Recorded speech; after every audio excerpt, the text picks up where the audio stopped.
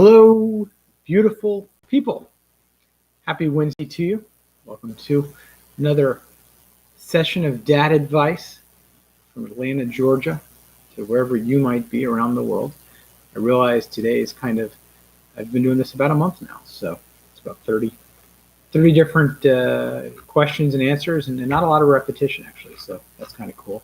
I'm going to go ahead and bring up the chat and put my info in there, and we can kind of get to work as it may be. Talk about what's going on in life and maybe some things that we can learn from the universe. That's kind of the goal here. So I'm going to put this in here. That's right before I hit enter. All right. So good to be back with everybody. Good to be back. I hope everybody's having a wonderful day, a wonderful week as we kind of hit midweek here. So to begin, I was thinking I'd just kind of bring up something I was discussing with some friends this morning until some questions pop up into the chat. And what was it that I was going to actually, something that we mentioned or talking about. I was like, oh, this would be a good thing to kind of talk about. Because I do try to, I know what it was. I was talking about how sometimes in life we're hopeless, and then just things change and that we get hope suddenly, and how it always seems that like we can go from this place of no hope at all to extreme hope, extreme excitement. And I just think that's an important thing to keep in mind, that no matter where we are in life, the truth is, I think a big part of the reason I do this is just that it's a great reminder to myself of these truths that I find. So, there are like times in life when I'll just go into something and I'll just be hopeless. And then all of a sudden something changes and it just fundamentally turns, 180 degrees. Or frankly, sometimes the opposite. But so I think the takeaway is, if you're sitting in a place where you're almost hopeless, just remember all the other times when you've been almost hopeless and then something's changed that's fundamentally changed your life in a positive way. So I just wanted to share that thought. So dad advice, what is this? If you've never been here before, I'm a random guy on the internet. I do have 3 kids, 15, 19, and 20. I'm happy to share what I've learned being a dad, or I'm happy to just give some general dad advice. And that's all it is. I don't have any type of degrees that would make me qualified to offer dad advice other than just having lived. And perhaps my hope is that I have a different perspective than you might hear elsewhere in the world, because I have tried to follow my own path. And sometimes what that ends up being is that I get perspectives that other people might not bump into, might not have shared. So that's kind of my hope. But my real hope is that you learn to kind of accept information from everybody and nobody at the same time, which means that I think we can learn from everybody. I think that's the biggest piece of advice that I can offer myself as well as to you, is remember that no matter what comes your way, no matter who they are, how they look, there's something you can learn from them. And also to remember that no matter what one person or even the whole world is saying, is if it doesn't apply to you, I want you to reject it. I want you to own your own space in your own life and the uniqueness that is you. And sometimes we have to do that with wisdom, right? You can't just say, well, the world is stupid, because sometimes you're the stupid one. But at the same time, when you've done your assessment and you've done the work and you now know that whatever the world is saying doesn't apply to you, then it's time to reject that, right? And follow your own path. So that's kind of my hope, and that's part of what I'm here to do is perhaps give some perspective on, finding your own path, following your own path, being true to yourself, and being the best person that you can be, the best you, right? How do I optimize myself? How do you optimize yourself? Because that's, right, the ultimate goal, I think, for everyone in the world is to live in that space of optimum. So if you have a question, please feel free to put it into the comments here. The more detail you give me, the better, because then I can actually speak to the details of the question, right? Because anytime I'm reading it, I'm filtering it through my lens, and clearly my lens is going to be much different than your own experiences, your own situation. So the more detail you give me, the more I can fit myself into your lens and answer from that perspective. I have also put my phone number there, 470-575-0111. I invite you to call in and talk through some of these things, because I think sometimes we might be able to get a little deeper into what the real issue is and real solutions on the phone. That's been the experience. So with that in mind, I'll start as I always start, which I probably should move to the end, right? Because at the end of the day, it starts out with just a couple people here, and I think the lesson is important. So you know what? I'm actually just going to end with it today. But I do want you to appreciate at the beginning of this, take a moment, if you haven't yet today, and see your own inner beauty, see the beauty that you bring to the world, and just take a moment being present in that space and feeling it, right? That quiet moment for yourself to kind of recharge your batteries and blossom, right? If you haven't had that opportunity yet. Sometimes life is rather hectic, right? That's the nature of life, somewhat hectic, and we don't have a chance to take that breath and bring ourselves back to kind of where we are and ground ourselves in our true self, right? So that's kind of part of the hope. So do you have any questions? Please throw them up there. And if not, I'll just talk more about taking that moment to ground yourself, because I guess that's the topic that I'm on. So I guess what I just need to do is just kind of start talking about these topics and broadly talking about things, which isn't necessarily my strongest skill set, but I'll do it anyway. So here's the thing. So we'll just talk about finding yourself, finding your own inner space and your own groundedness, because I do think that's a big thing that changes from when you're younger to when you're older. If you have the opportunity, I think there are plenty of people that never ground themselves. They go floating through life. And that manifests in a lot of different ways. For some people, it means they're kind of chameleons and they just kind of blend in to whatever environment they're in, right? So I'm sure you've seen these people that they're just not them. They're not themselves. They're just whatever makeup they are around whoever they're around, or they're the people that just walk through life never thinking about things. And frankly, in some ways, that could be a nice way to live. I think that there's a blessing in that, but I think the lack of contemplation, the lack of thinking, allows them just to keep moving in whatever direction they're going, but it's somewhat aimless, right? So, and I think they feel that. I think that ultimately creates some dissonance internally and pain, and that's been my experience. But then again, that's because I'm coming from a different perspective, right, where I just couldn't do that. But as I've met people, that strikes me that they just kind of compartmentalize certain things, and then it prevents them from finding their true vitality and their true essence coming through. So my hope for you is, right, that you can examine your life and you can examine yourself, and in doing so, you can ground yourself. And that's about really peeling away all the layers of the onion to get to the point where you're in touch with yourself. Because this is how it kind of works, right? We're born into our family environment, and our parents train us, and they say, Josh, I'm Josh. Josh, you're a good boy when you do this, or Josh, you're a bad boy when you do that, right?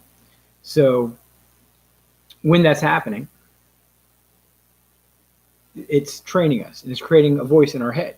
And in fact, some of that right voice, the reason we have a voice in our head, could be because that's just kind of how we've internalized our external world, right? So much of that happens starting with our parents, and then our friends, and then society at large. And society at large is influencing our friends, and society at large is influencing our parents. And so, and the easiest way to see that is you can see yourself and your culture, and then you go meet someone from a different culture, and they have a whole different mindset from where you are. So you can see that the base model of a person is so influenced by these thoughts and ideas that were given to them from their parents and from their environment. So the goal is, right, and then you're going to build on those layers. So they're going to give you some base layers, and then you're going to use those as basic assumptions on how you're going to live your life. But what happens is you're going to kind of fortify those layers through societal influences and stuff like that. The problem is that after a while, you're all the way kind of like at the bottom of the stack, and you have all these beliefs, systems that are stacked on top of you, and it's somewhat suffocating. So the goal is, one by one, you have to kind of release yourself from these false beliefs, from these things you've been taught that really aren't helpful for who you are, because you're an individual, and some of the things you've learned, sure, they're great, but a lot of them, you might just say, you know what, this really isn't something that's going to add value to my life. And so that's the process. The process is one by one getting rid of these things till you kind of uncover yourself. And that's the space where you can feel the most grounded, because now you know yourself, right? And when you know yourself is when I believe that you'll find your groundedness. That's been my experience and so far. So, okay, yeah, well, Sam, thank you, and Sup, thank you. But Sam, I'm sure your dad, look, different people are going to offer you different things, right? That's how this all works, right? Is that everybody in the world has something to offer. And I hope you can all appreciate that. There's nobody in the world that can't offer you something. In fact, when you meet somebody, try to figure out what is it, what's the perspective that they can offer you. And where this comes into really, sometimes people ask the question, what do I'm an introvert and I go to dinner parties and I have to kind of talk and I don't know what to talk about. So one way to approach that, and I'm talking to myself here again, is to try to figure out what is special about the person you're with. Because everybody, right, and we talk about constantly, and like kind of what I'm talking about is how we're all different, right? And we're all a different makeup. So the question is what is the one thing that person you're talking to at a party can tell you that nobody else in the room can tell you? And there's something, I don't know what it'll be, right? But that's the process. So instead of talking about the weather or talking about trite things, you can steer the conversation to something a little bit more solid and start asking questions to try to figure out, and sometimes I'll just ask the question, like, what's the most impactful thing that ever happened in your life? Or what's the one thing that really surprised you most in your life? So something that makes them step back, maybe contemplate a little bit, and then throw down some truth that only they have to offer. And I've done this in my travels. I've done this just around the world. And I always walk away with some perspective that's like, oh yeah, well, that's really cool. And also it allows us to get to some of that randomness, right? Because I think what I find is that I'm stuck in my world, whatever that world is, and you're stuck in your world, and you're the center of that world. And the truth is that you probably don't, and I probably don't go very far in terms of where I'm going. I go on Reddit, I go on Dig, I go on a couple websites, I hang out with the same people. So what that means is that I'm somewhat limited, right, by my sphere of influence. But when you go to places where there might be a random person there, or even this, which is what I like about this channel, is that I'm just showing up on your stream, right? So just a random dude showing up. That it just allows for some of this randomness in life that allows us to get outside of the environment we've kind of so carefully crafted for ourselves. Does that make sense? But that's the goal. The goal, I think, if as I look back and, what I'd love to give over to people is to help them find themselves and get in touch with themselves at a level that they don't have any kind of emotional pain left, that they can get past, past hurts, that they can live from a space of freedom and gratitude and that path, which I think, no one's out there really teaching. So if I can help you along your path, wherever that might be, with that kind of thing, that would be, really meaningful to me. So hopefully that explanation makes sense, what I've said so far, and I'll try to speak more to it later, I guess. Lady Meep, what's the best way to manage your money in work, social, and family life? So this is right a question of balance, right? How do we find balance in life? So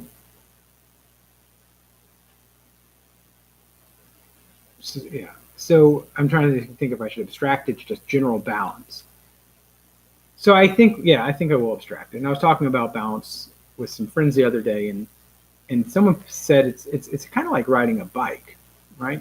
And when you ride a bike, you have to kind of go back and forth and back and forth. So it's a constant process of keeping balance, and right, and even in our mind, right, that's how we keep our balance. Is that the mind is kind of constantly, you know, reprogramming itself to keep the balance, right? And we all know what happens when it doesn't, gets a little bit off balance, it falls over. So the first thing to remember about life, and the first thing to remember about balance, is it's a constant process, right? So it's not like you're going to find balance and you're going to be there, because that's not how it works. We're not stagnant people. We're people that constantly are changing. Our environment's constantly changing. And so we have to change to our environment, or we have to change our environment perhaps, right? But there's this constant change that means, from a balance perspective at least, that we constantly have to find our balance. So, I think from a work, family, budgeting, financial perspective, it all has to start with two questions, I guess. The first one is, how much are you able to make, right? And once you know what that number is, can you budget to that, right? So those are the kind of the steps. But at the end of the day, it's all about your budget. So, because if the work is like work family thing is the kind of situation where work is impacting your family life, well, then maybe it's time to find a new job that makes the same amount of money, if you can, that's the hope, right? Or even maybe perhaps a little bit less money, because you want to have exchange time for money, because that's what we're doing when we're working. We're exchanging time for money, right? That's the basic idea. I once took an economics class in it, and they just, it's a chart where you can say time is here, money's here, and where do you want to be on that spectrum? Like, what is each hour of additional work worth to you? That's why we pay people overtime. We pay time and a half, because we want to increase, right, the probability that people will work overtime, because there's a point when they're like, well, it's just not enough money anymore. Oh, well, you give me time and a half. Now we're talking. Now I'm going to do a little bit more work for you, right? So, but it all starts, I think, with you deciding on a budget and budgeting. I think that can't be estimated, the importance of a budget, because if you don't track things, then you lose them. And so that's where I would start. So I would say start with coming up with a budget, take what you earn, try to save 20%. If you can't, save 10%. And then you say you got 90% to spend, and work it out so it all kind of comes together. And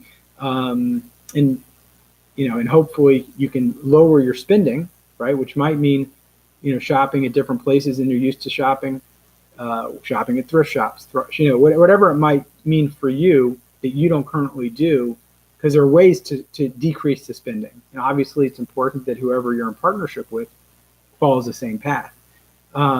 So it's about creating an environment that allows for that balance, and then as things change, shifting with them. So that would be my general approach to it, and hopefully that's helpful. Okay.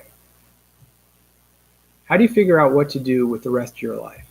The actual Lebo. So that's a hard question for me to answer, because I have struggled with that question myself a number of times personally. I will tell you that I found, in general, life puts you in a path, and you can either choose to kind of follow with the path, or find yourself kind of drowning. So I typically just try to say, okay, I'm going to follow the path and see where it's taking me. In fact, that's kind of what brought me to doing this daily, is that I'm following the path of, this is a meaningful thing for me, and so I'm going to do this. That's really why I'm here. Straight up, I was, kind of figuring out what I was going to do next, and I was like, well, I like to give advice, and I like to share my thoughts, and I don't really know how to do that. And I was like, you know what? I'm just going to stream on Reddit. I'm going to do it. And so that brought me here. So, and I don't know where this will take me. It might take me nowhere, and that's certainly fine. But it felt like the next step in my path. So I took that step to see where it goes.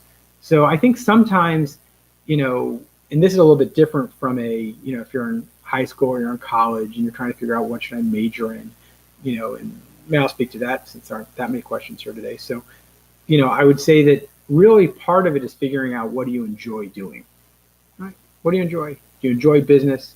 Do you enjoy, right? So then you might want to be an entrepreneur, or you might want to be in marketing, you might want to be in sales, right? Do you enjoy people, right? Sales would be a great role. Do you enjoy taking care of people? So nursing, doctoring, right? Those would be great roles. So I think if you can figure out functionally what feeds you, right? And there's going to be 2 or 3 things that probably do feed you, right? So you might really enjoy people and you really might enjoy taking care of people. So you'd be like, well, I could do sales or I could do nursing. And then you'll be like, well, really, I'd prefer spending my entire 8 hours taking care of someone, and I'd find that meaningful. And then you start going down that path. So I think that's the first question to ask is, what do, in my soul, right? And I don't mean it from like a religious soul perspective, but just from what fulfills me when I do it? What do I do that when I do it, it wakes me up? Is it activism, right? So then get into some type of public service, right? Become a politician and make a difference. I mean that totally seriously. So I think that's what it's about, is really reaching into yourself, trying to figure out what is it that you can really move into, that you can really buy into, and then focus on pushing yourself, in that direction and targeting. There's also stuff that, if there's a career counselor at your college, that's a great opportunity to go and sit down with them and really, chat with them about different options. There are aptitude tests and stuff like that can give you some ideas too. So, but I think that's kind of how it goes. And then, but at the end of the day, I do believe that to some extent, it's you're kind of got to follow your path, and you got to create that path for yourself as you go along. What kind of dad advice do I need? Oh, I need all kinds of advice. All kinds of advice.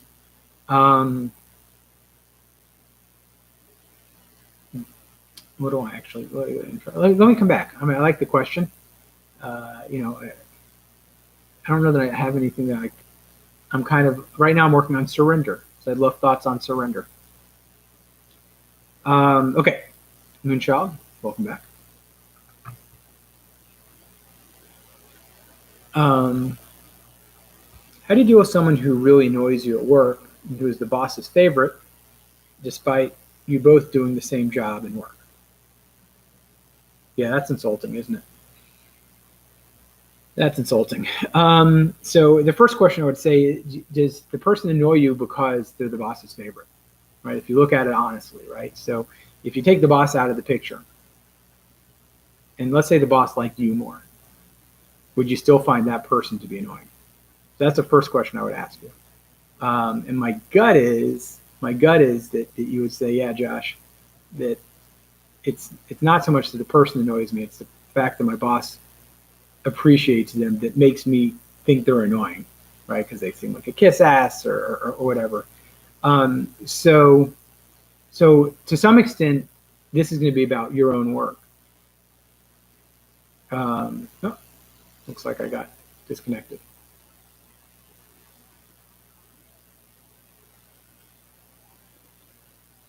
Oh, I got disconnected. All right, let's go reload here and start again.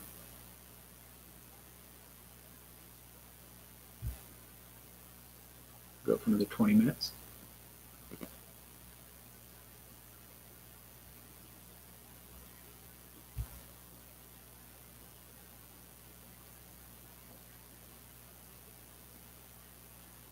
All right.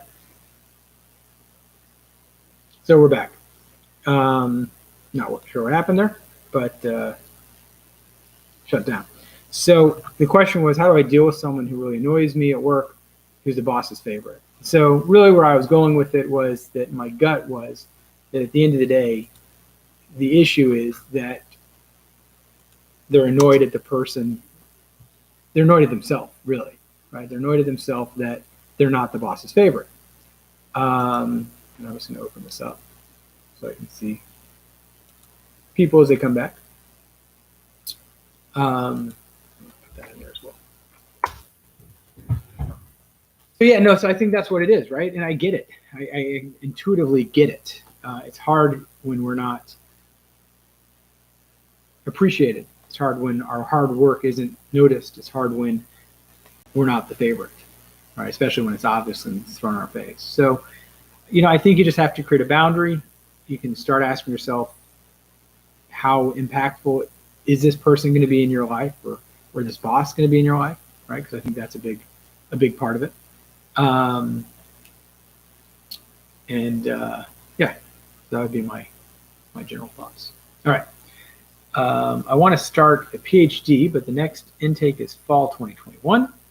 How do I deal with having a bad job until next year when my goal is so far away? So I'm guessing that well,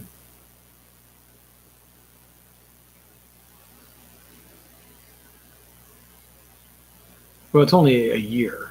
So I guess to me, for what it's worth, I can do anything for a year, and I've done anything for a year. So I think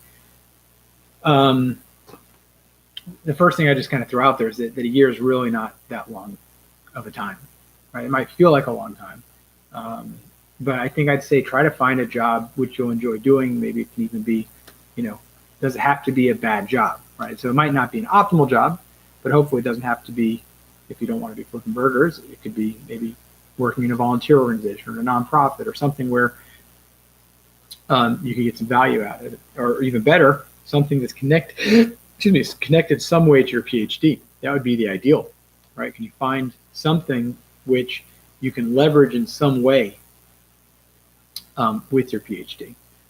So it's not useless information. You're not wasting the year, but rather you're putting another notch in your belt that when it comes to get a new job, you kind of have that under control. So that would be my thoughts there, is really, focus on first of all, focus on the fact that you're lucky to have a job, right? Be grateful for the opportunity to be working, and then hopefully find something that'll be, maybe doesn't pay as well. It's not exactly what you want to be doing, but you'll learn something. Because here's the thing, is that whatever we're doing in life, we're learning, right? Either you're learning or you're not. I mean, if you're a learning kind of person, I find that you're always kind of learning. So the cool thing is that even though you think it might not apply, you'll probably learn something about working with other people, or you're going to learn something about whatever it is, which will come in useful in other ways, because no academic subject stands on its own. They're all interconnected with everything else, right? So I think that's an important thing to recognize too, that it's not like if you're doing a PhD in whatever it might be, right? Biochemistry in a specific area, whatever, that's totally connected to, in some way, to zoology or agriculture or, sales or whatever. You're going to learn something in the process that will fundamentally improve your overall knowledge base. And then everything will interplay and you'll be a better whatever it is that you get your PhD in. So that'd probably be the approach I would take and advise. Let's see what else we got here. I think I kind of lost my momentum in terms of just kind of chatting. Any other questions I can answer to? You're welcome. Let's see, what else can I talk about just off the cuff? Should I talk about, I guess I could do something. I could just talk about being yourself. Why not? I'll talk about being myself and being yourself. And really start from where I always start, which is the whole person model. So the idea here is that I want you to view yourself as a whole person. You've never heard this before. The idea is that I don't want you, I think typically we might harp on the one or two negative attributes or aspects of ourselves. But that's not true. It's not a true way to view the world, because the truth is that we're made up of all kinds of positive attributes. And yes, there's one or two negatives perhaps, right? But it's not honest to just look at the micro, at the one or two negatives. You need to look at the whole person. Does that make sense? So I want you to look at yourself as a whole person. And I want you to look at the world, everybody you're around, and everyone you interact with, also as a whole person. Yes, they're annoying. Or yes, you don't like them, whatever. But that's because you're focusing on those one or two attributes and not seeing all the beautiful aspects, all the other beautiful, because you're still hyper focused. And that's what we do. We hyper focus on our own negative attributes. We hyper focus on others' negative attributes. But it's not a true way to view the world, because that's not who we are, right? You don't look at your dog and see the fact that they crap on the ground or whatever it is, right? You just see them as a dog. They're my great dog, right? So you just, and you ignore the one or two kind of small things. So I want you to do that for yourself. Give yourself grace and give others grace as well. And in doing that, you'll really see your own beauty. The more you do that, you'll start really appreciating your own inner beauty and the beauty of other people, to the point that it will fill you with joy to see yourself and to see other people. And that's kind of what I hope for you. So, all right. So, but let's talk more about personal freedom and personal growth and this aspect of being your best self, which really I haven't prepared anything on. Obviously, I don't prepare any of this stuff. So I think you can all agree that sometimes you'll feel in life a little depressed.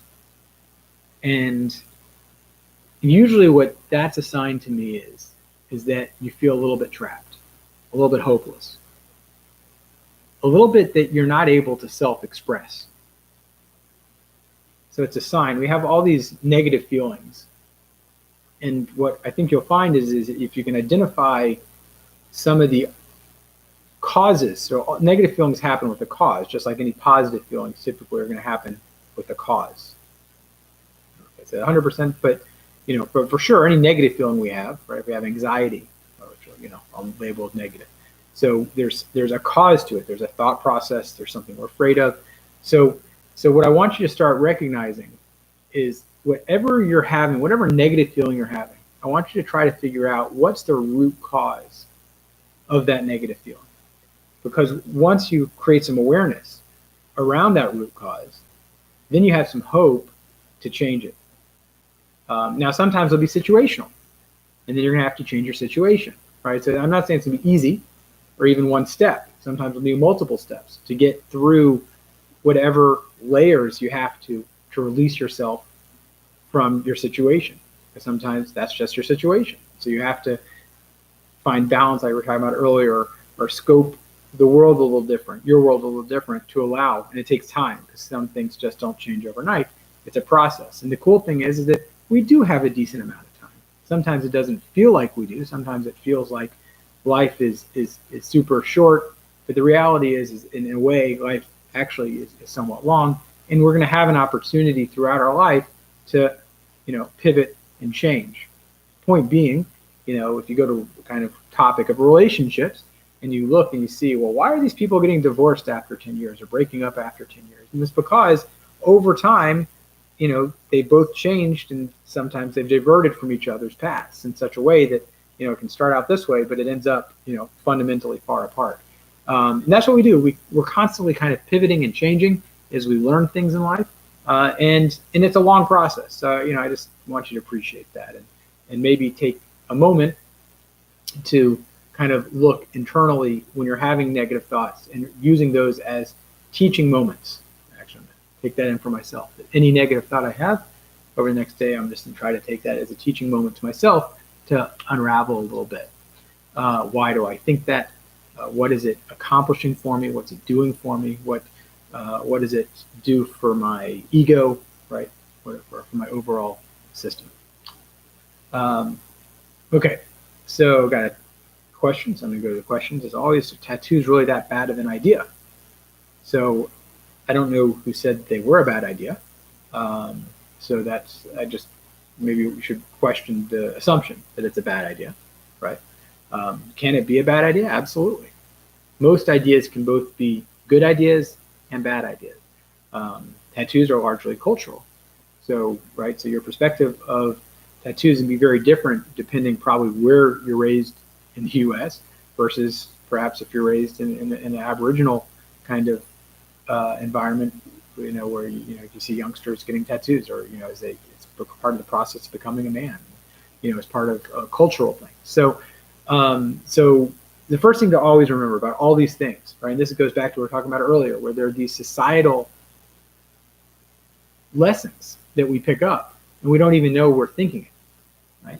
So that's a good example where for you, the assumption was that it's a bad idea, perhaps, right? And you perhaps really think that it's a good idea, right? So these are the kind of things that I want to help you really appreciate are all surrounding all your thought processes. And until you create awareness, they're just going to kind of hound you. So no, I don't think tattoos are a bad idea at all, personally. I think the thing you have to remember, two things, is that you need to be able to pay for a great tattoo because it's going to be on your body, according to the person that puts a tattoo on their body, for the rest of their life.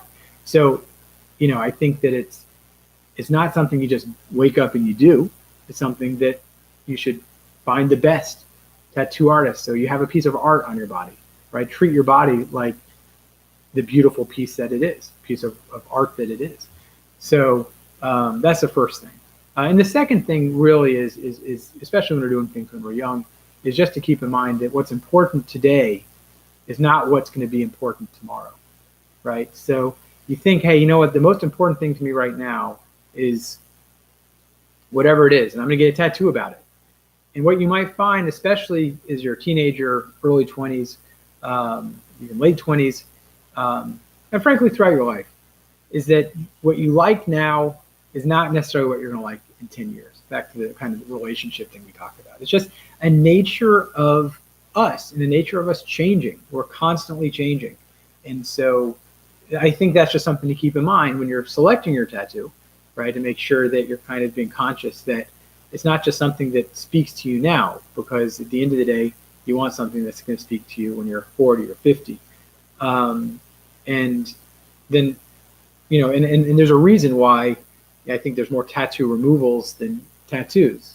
That actually doesn't make any sense, but there's a lot of tattoo removal stores out there. And I think that's just something important to think about as well. So, right, great. So I have a religious tattoo, and now you're an atheist, right? So, I mean, that's a perfect example. And in you in your mind, I'm sure when you got it, there was no world where you would not be religious, right? So, if nothing else, non-robots, you now have a tattoo reminding you to stay open-minded, no matter which direction, to become religious or become irreligious, it doesn't matter, to stay open-minded. That's a great reminder. And that whatever you think today may not be something that you'll really be thinking in the future. So you actually, that's a great, it's kind of, an ironic way to do it, but I think that's a pretty cool use of a tattoo, if that makes sense. So not really, I don't think what you were saying, but nonetheless, I think it's true. So yes, I mean, I think those are the things to think about. And then the obvious stuff is where you put it on your body, and matters. And then the other thing I just say is go look at people in their 40s who have tattoos and make sure that's a look that you like, because you're not always going to be whatever age you are now.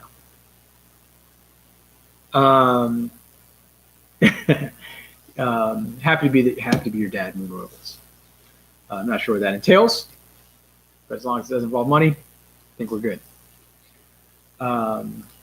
So let's see, what else can I talk about today? Any other questions before I freestyle? I got about 7 more minutes to go for today. And I'm here typically every day, 5 Eastern on distance socializing. And it's 5:40 Eastern now, if you're, depending where you are in the world, which is kind of cool. It's kind of neat to see how some advice is really pretty universal, right?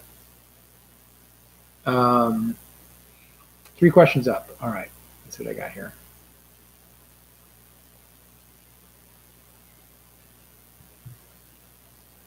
Yeah, I don't know that I see another question that I missed.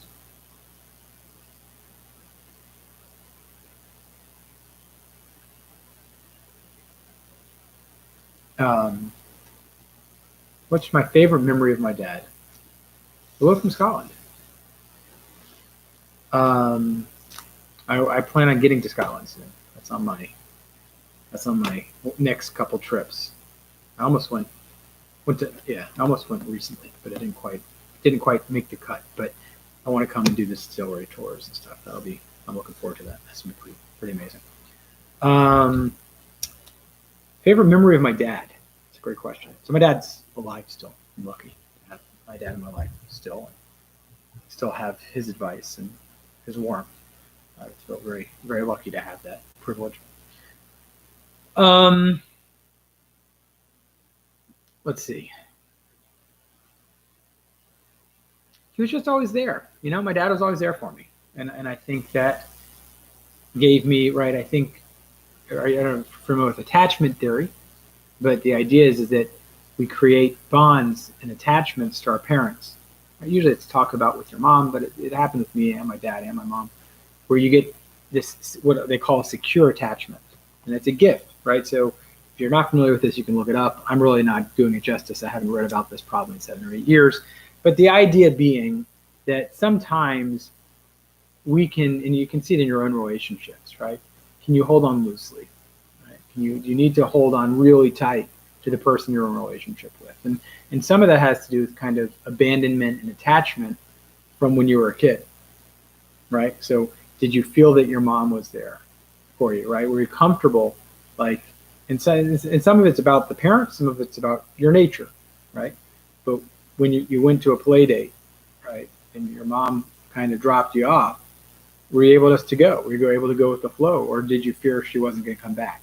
So some of these, right, so much of what we deal with in our adulthood are undealt, are things we didn't deal with yet from our childhood, and attachment's one of those. So one of the nice things that my dad did give me was just really being there and making me feel that he was there for me, and that's something that I can now assume in relationships, that people are there for me, and not assume that, well, they're going to leave or something like that. So I thank him for that. Great question. We got England, we got Scotland, and I've been to Ireland. I've been to UK and I've been to Ireland. For that neck of the woods. And Iceland, I guess, kind of is.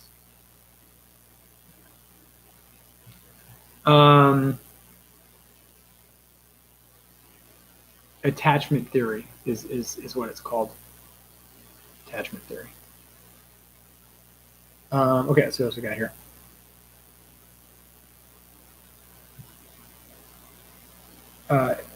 Career advice. I do a lot of that stuff on here, and you're welcome to look. If you go to VDAD, the subreddit VDAD. Oh, also, I'm gonna throw in my YouTube channel. I think I'm down to. I'm up to like 82 people. Or 86 people. I just need like 14 more people that I can name my YouTube channel. So if you don't mind subscribing there, that would be a great favor for today. But if you go to VDAD r/VDAD, you can see kind of my previous things, and I try to take a couple of the main topics I talk about, and then you can just go and scroll through and find it. And in fact, there was some career advice, I think, earlier in this stream, which will be 2 parts because I got disconnected in the middle of it. But I'm going to go to some of these other things which are a little bit more personal, just because I think I can help a little bit more with some of those things. In fact, I'll probably got last question, and then I'll be back tomorrow, 5 Eastern. Please feel free to come back and join me for another session. I'm 18 years old and really don't get along with my family. I have serious anger issues, but I don't act out, but I stay angry all the time. So this is Muhammad Alahi. So I don't know if, well, I'm sorry that you don't get along with your family right now, but the first thing I want to throw out there is to, right, kind of what they call black and white thinking, right? So I know you think you don't get along with your family, but I want you to say to yourself, I don't get along with my family right now. In the past, you've gotten along with your family. In the future, clearly you want to. You will get along with your family, right? So just give yourself a little bit of a break, not making it so extreme that I don't get along with my family.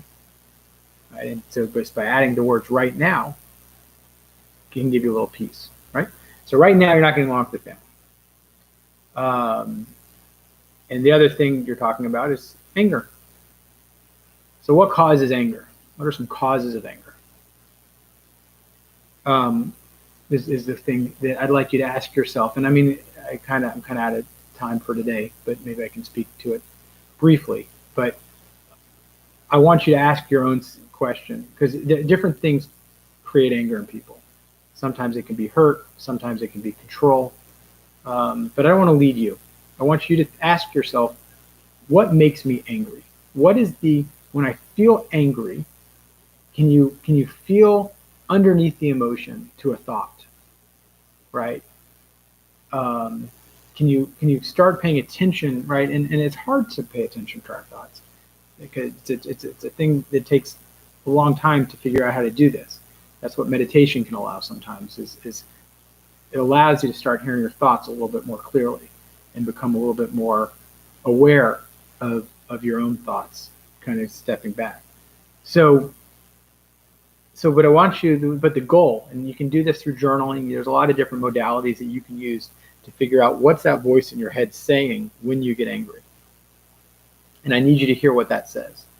And because until you figure that out, you're going to keep getting angry, right? And I can give you all different types of tricks maybe to not get angry, but I want you to resolve your anger. And so that's about creating awareness around what is it that makes you so angry in life. So we can talk more about that sometime, I guess, also. But either way, it was a pleasure to be here. I'll finish off like I always do. First of all, if this was helpful, please just say thank you. And that gives me something. I'll try to, I know I didn't get to everyone's questions in today's session, but I will try to start with those tomorrow.